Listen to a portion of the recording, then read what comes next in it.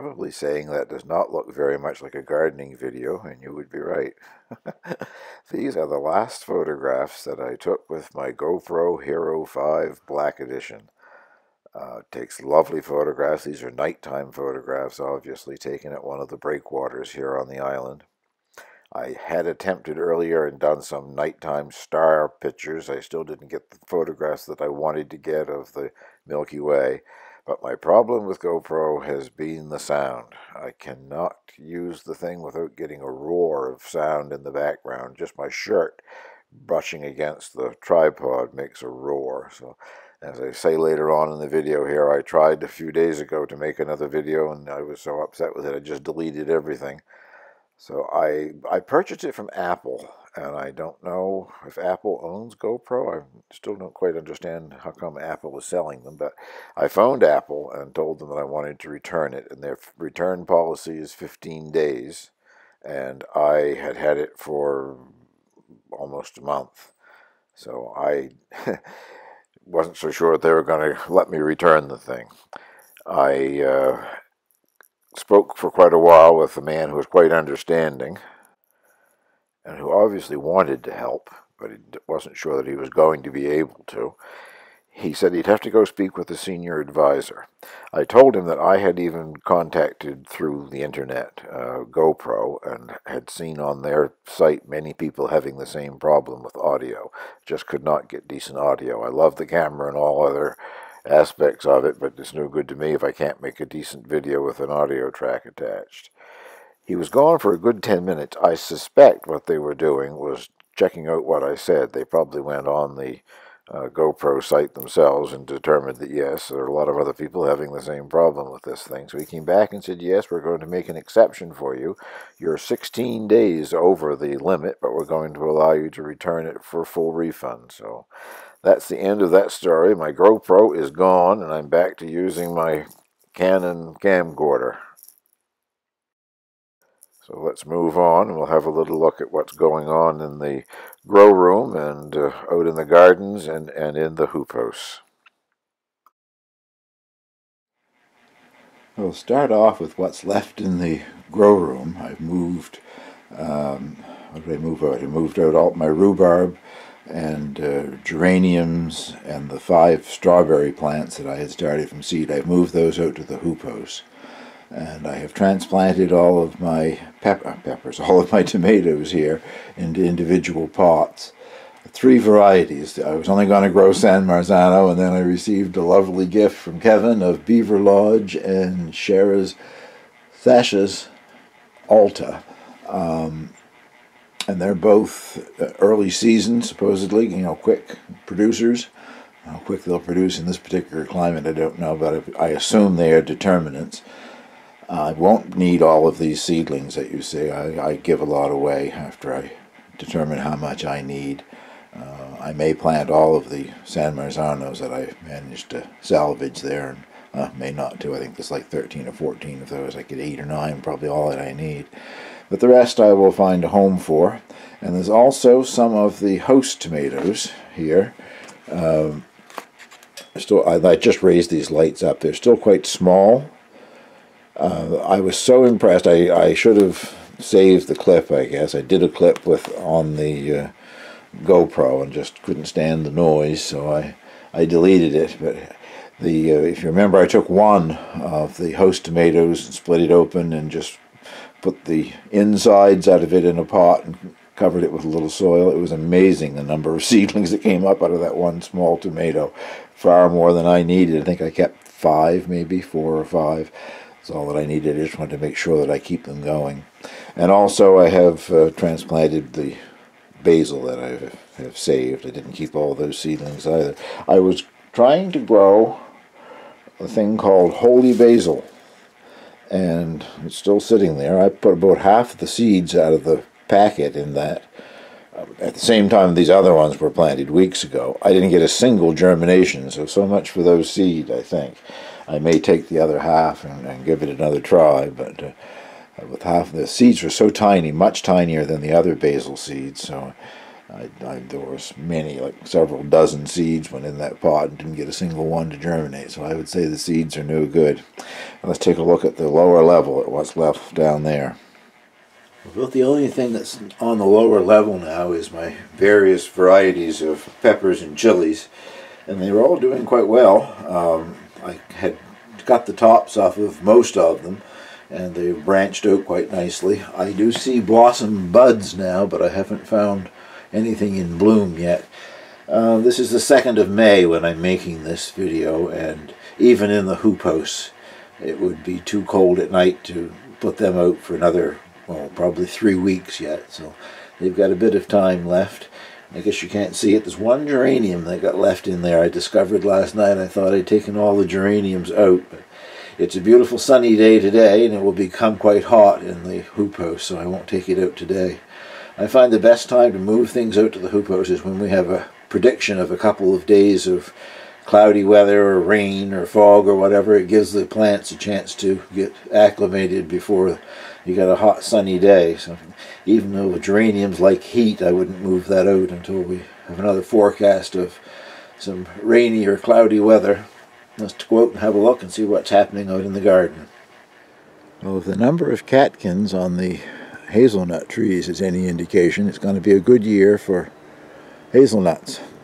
Last year I picked them early because I saw something on YouTube where I think it was a lady picked hers early to prevent the squirrels from getting them, and said that that works. They will continue to ripen. Well, they might continue to ripen, they don't continue to grow. I had nice shells with not much inside of them, so I'm going to risk mine this year with the squirrels.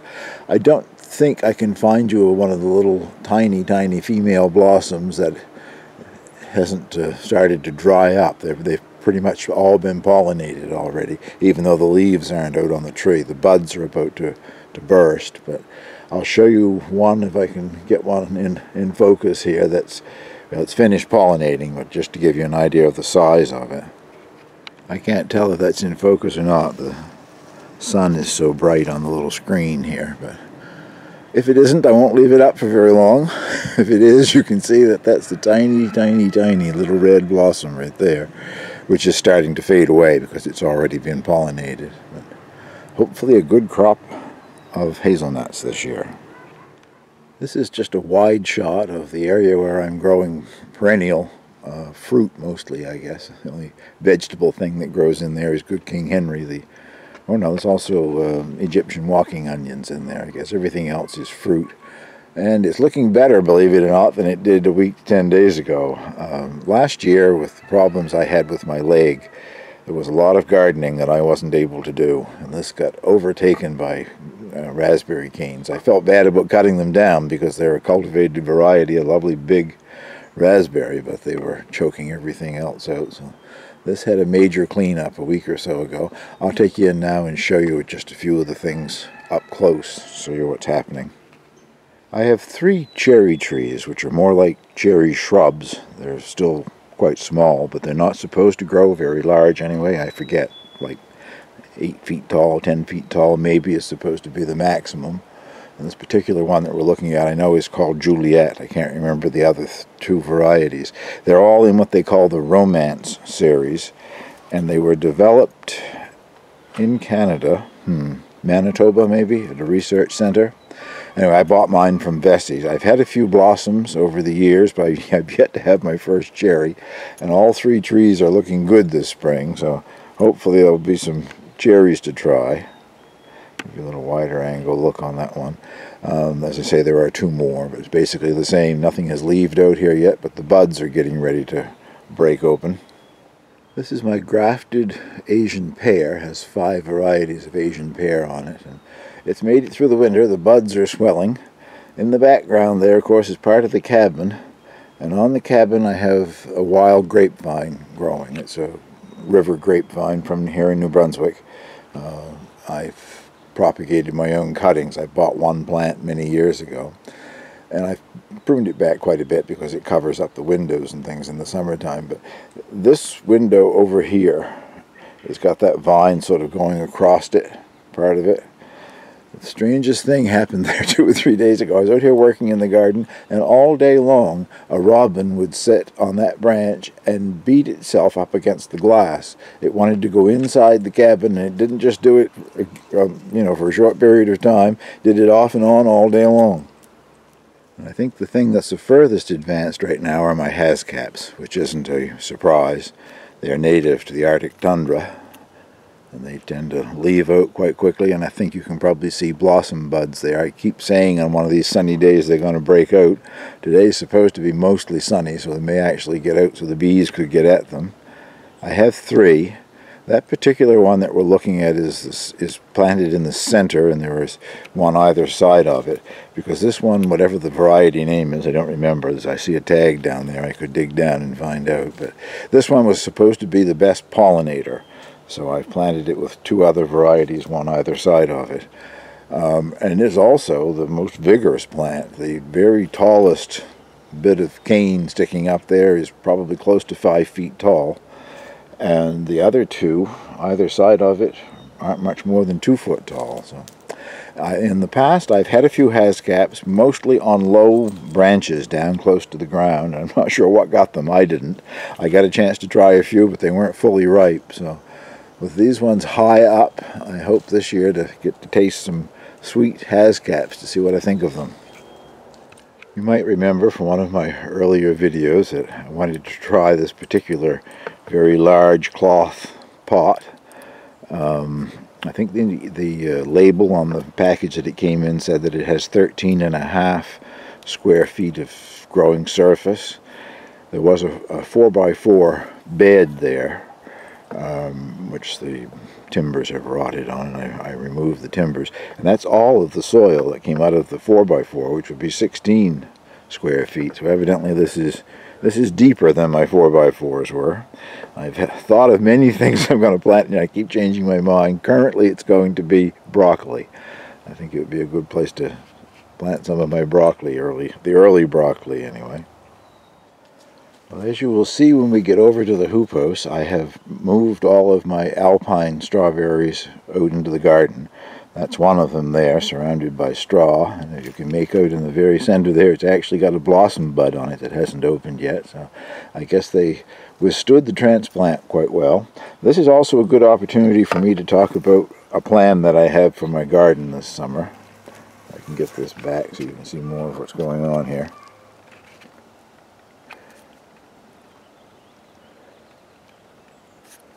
You can see the area, I guess, where I've stopped with the straw, because I'm waiting for my strawberry seedlings to arrive that I've ordered coming in by mail. They'll probably be here quite quickly now. It's warming up, but they'll be planted there, plus the 5 that I grew from seeds. But what I'm more interested in is the straw. Strawberries growing in straw, I guess, isn't anything unusual.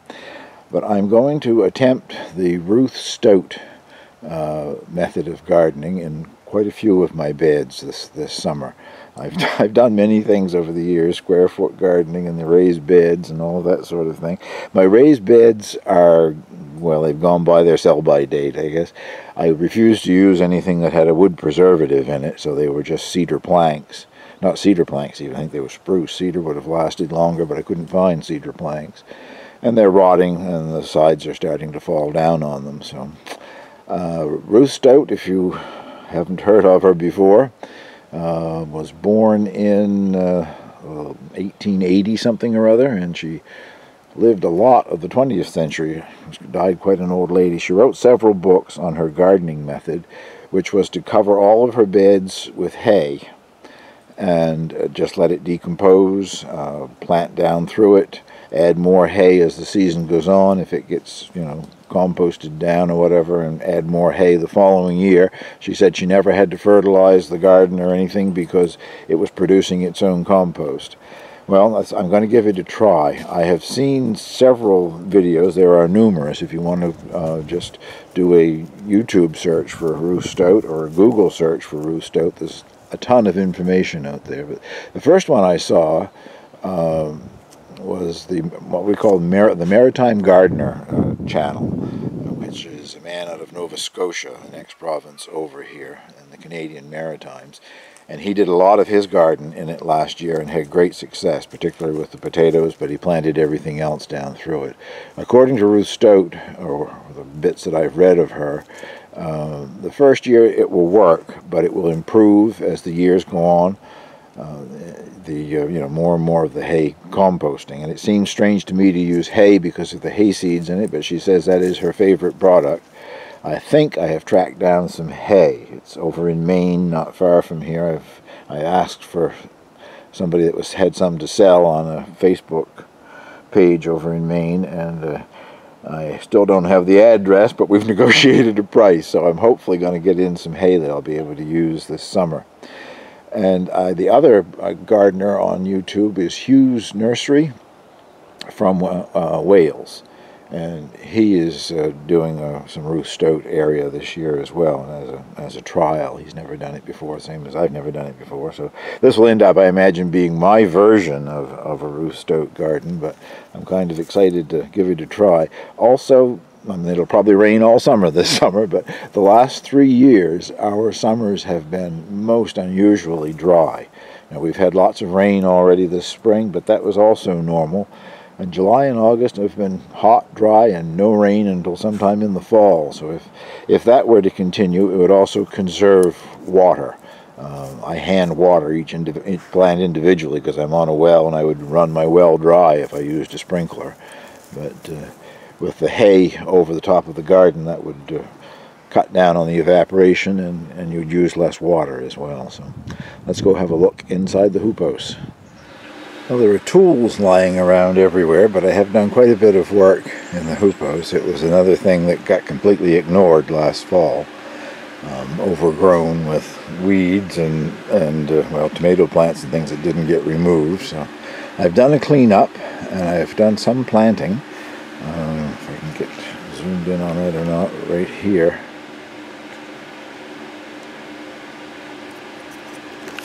Those are peas starting to come up. They've been in over a week, I think, but they're coming up quite thickly. And they're supposed to be a bush variety, so I've just put that little bit of border decorative fencing, whatever it's meant to be. I bought it to surround a couple of crabapple trees that I planted a few years ago just to keep the hens from digging them up until they got established. But it's working well here, and I'll show you something up at the house before I close this down. It's working quite well up there too. Those are the geraniums and rhubarb and the strawberries that I brought out a couple of days ago. Rhubarb is sort of looking a little floppy, but it is starting to straighten up this morning. They might look like they're planted. They're still in their pots, but I did heel them into the ground so they wouldn't be tipping over or whatever. They're in tiny pots, 3-inch pots with those quite big plants. Works quite well with that hydroponics fertilizer that I use. They don't seem to get overgrown or overrooted. As you can see right there, that's French tarragon. It grows in here and it's coming up. In front of it is a double chamomile, and it's just basically a short ground cover this time of year. I was disappointed last year, thought maybe I was going to lose it, but evidently it's the way that it grows. It waits until you get some really warm weather before it starts sending up the parts that are going to bloom. I've planted beets, and the beets are coming up, so I'll show you those next. Hopefully it's in focus and you can see the things with the little red stems on them. Tiny little green leaves and red stems. This is the 16-foot row that I used to have my alpine strawberries in, and it's only about, I don't know, foot wide, a little over a foot wide maybe. I never have great luck planting beets directly in the ground, but that is outside of the hoop house.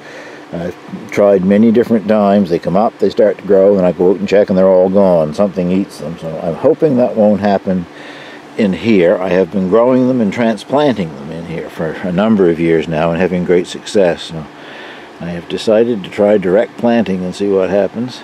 Merlin is the variety, I think, and they're coming up very well. They've only been in a few days, and it was just this morning that I noticed that they've all started coming through. So keep an eye on them, and hopefully It isn't moles or voles or whatever. Hope nothing eats them in here. Nothing up in those trays yet. They've only been planted a couple of days. Starting on the far left is a free packet of seeds that came with one of my seed orders. Purple Gleam California Poppy. And I just scattered the whole package on top of that flat of soil. Nothing yet. Next to that is Corinthian, or anyway, it's a gherkin, a European-style gherkin cucumber. I've never grown those before, but they are, my favorite word from a few years ago, they are parthenocarpic, meaning that they have all female blossoms and don't require pollination to produce a cucumber. So I'll be growing them probably mostly in here in the hoop house, but some out in the garden as well if they all come up. I think there were 25 seeds and there were 24 cells in that pack. And then next to that is gypsy broccoli, and the last one on the right there is the little gem pearl lettuce, the kind of lettuce that I grew under lights and worked relatively well, I guess, in the house, but I hope to grow a lot of it in containers outside. I tend to grow it in like well, sort of like window box trays, long and narrow, and I grow them up on a bench. If I put them down on the ground or plant them in the garden here, the slugs get them, I don't. Well, I got my free violas again this spring, small pansies. I think I have 28 or 29 plants there. I let them bloom in the hoop house in the summer, and of course they scatter their seeds around. I don't bother deadheading them or picking off the seeds. And later on in the summer, those seeds come up and start to grow into plants, and they seem to always make it through the winter in there. So I, once again, gather them up and put them into individual pots. I've left one or two, but there will be more come up in there from seeds that were dropped last fall, and another free crop will be ready next year. Different colors, probably making their own colors now. They've crossbred so many times. I think that one is my favorite. You can see that. I guess I've got it in focus for you. Very pretty. Well, I'm going to start my corn today, so that's next on the agenda. We'll be planting the corn seed in 4-inch pots. Altogether I have 28 of these, I guess they're 4-inch pots. Some of them are deeper than others, but I think they're all the same as far as their dimension goes. Once again this year I'm planting the sweet corn that I did last year called Espresso. I haven't been able to find one that has any shorter growing season than Espresso has, so I'm sticking with Espresso. Looking on the packet there, I don't see where it says how many days to maturity, but in the catalog it showed how many days to maturity for all the different varieties. This came from Vessi Seeds, and Espresso won the contest again. This growing season here is very short. If I want to get corn, I have to have something that'll grow in a short season. You might have noticed in that clips inside the hoop house at the floor, between the aisles there of the raised beds, is very wet. We've had a lot of rain, and there's always a stream runs through there after heavy rain. But I'm very lucky to be living where I'm living in this province. Here on Campobello, in the Bay of Fundy on an island here, there isn't a stream or a river or a lake big enough that would flood and do any damage, so we don't have to worry about flooding. But boy, that is not the same for the rest of the province. The city of Fredericton has been, capital city of Fredericton, if you're not from Canada, not familiar with the province, has been under water for more than a week now, and it just keeps getting worse instead of better. And the news this morning is that now areas south of Fredericton are going to flood all the way down to the Bay of Fundy. Grand Bay, St. John, Quispamsis, all of those places are going to flood. And by the weekend, it could reach proportions that have never been recorded before. In Fredericton right now, it is at 8.33 meters above the normal level of the river. And the previous recorded record is 8.6 or something like that. So they've only got a very short distance to go before they reach the previous record and surpass it.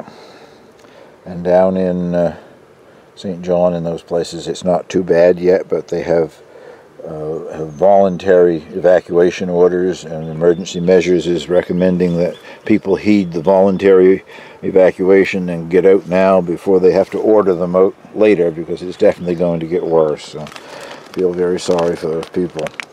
I go to Fredericton frequently, and the feed store that I go to is over on the north side. I have to cross the river to get over. The bridge that I usually take and the on-ramp that I usually use, the on-ramp is underwater, several feet of water. I guess you can still use the bridge by taking it from a different street or whatever, but the route that I usually go is no longer accessible. And some schools have been closed, a lot of businesses have been closed because they're surrounded by water. So not a good spring as far as the flooding goes. We had very little snow here as winters go in the southern part of the province, but the northern part had a tremendous amount of snow, and it's still melting up there, along with the rain. So the accumulation of the two coming down the river. The St. John River is the one that's flooding the worst, I guess. And not over yet, and not going to be over for a couple of weeks, I guess, or at least it's not going to start to go down for a couple of weeks. Well, there's one more thing I'd like to show you, and that's up at the house. So we'll move up there. Well, this is an elevated planter, raised planter, whatever you want to call it. It's at least 3 feet, a meter off the ground, has 4 legs, made of cedar. I think this is my 3rd season for it. I've grown various things in it. I grew a tiny Tim tomato and some herbs, and last summer I guess it was just mostly herbs that I grew. I have planted it with bees. You can see them coming up there or not, but they are coming up quite nicely. They just started up today. I don't know, probably that's not in focus, but there's more over here. The peas are around the perimeter, sort of, and again I've used this wire fencing thing to keep the peas from flopping out over the outside. But there are a lot of other little things that are coming up in there, and some of it may be weeds. But I had a bird feeder hung over this all winter, and all kinds of birds at that feeder, and of course they scratch a lot of it out and they come down and eat on the surface here. But a lot of what's coming up is from the bird feeder seeds. I do see a couple of sunflowers even. I have sunflowers out in the hoop house too, where I have never had a bird feeder, so some sort of an animal has brought in sunflowers and stored them in the hoop house. I don't know if I'll just leave them growing in there or move them out somewhere else. But there are things like blades of grass, which I'm assuming is wheat or oats or some grain, and other tiny little 2-petal-leafed plants. My thoughts is I'm going to grow the peas and I'm going to let the rest of it continue to grow. I'm just curious to see what happens when you grow bird seed, I guess. Well, that concludes this little video looking around at what's happening right now in the gardens. I'll get this uploaded. Thank you very much for watching.